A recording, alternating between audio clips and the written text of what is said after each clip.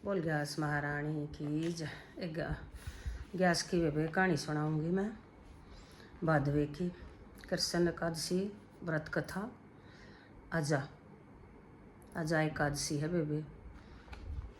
कुंती पुत्र युधिष्ठिर कहने लगे कि हे जनार्दन, अब आप मुझे भादो मास के कृष्ण पक्ष की एकादशी के बारे में बताइए और उस एकादशी का नाम है तथा इसकी विधि और महात्म्य क्या है।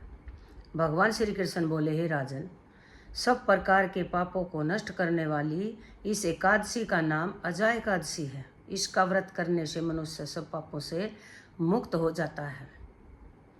जो मनुष्य इस दिन भगवान ऋषिकेश का पूजन करता है उसको निश्चय ही वैकुंठ की प्राप्ति होती है।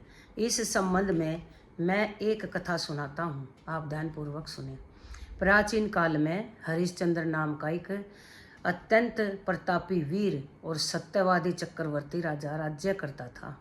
उसने किसी अज्ञात कर्म तथा प्रतिज्ञावश अपना सारा राज्य व धन त्याग दिया, साथ ही अपनी स्त्री पुत्र तथा समय को भी बेच दिया।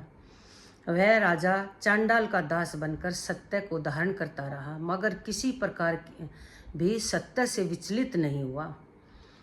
कई बार राजा चिंता के समुद्र में डूबकर अपने मन में विचारने लगता है कि मैं कहाँ जाऊँ, क्या करूँ और जिससे मेरा उद्धार हो।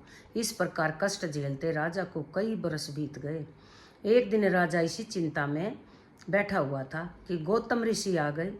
राजा ने प्रणाम करके उनको अपना समस्त दुख वृत्तांत सुनाया और यह सुनकर गौतम ऋषि कहने लगे कि राजन, तुम्हारे भाग्य से आज से 7वें दिन भादोपद कृष्ण पक्ष की अजा नाम की एकादशी आएगी।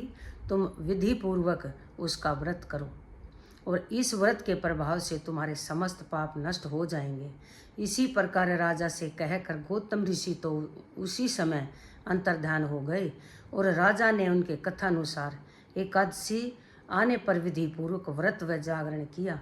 उस व्रत के प्रभाव से राजा के समस्त पाप नष्ट हो गए।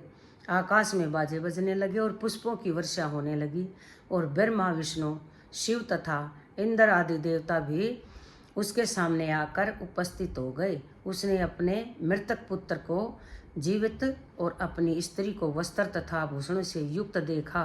उस व्रत के प्रभाव से पुनः राज्य मिला और अंत में सपरिवार स्वर्ग को गया। ही राजन, यह सब अजा एकादशी के प्रभाव से ही हुआ। अतः जो मनुष्य विधि पूर्वक इस व्रत को करते हुए रात्रि जागरण करते हैं, उनके समस्त पाप नष्ट होकर अंत समय में स्वर्ग लोक की प्राप्ति होती है।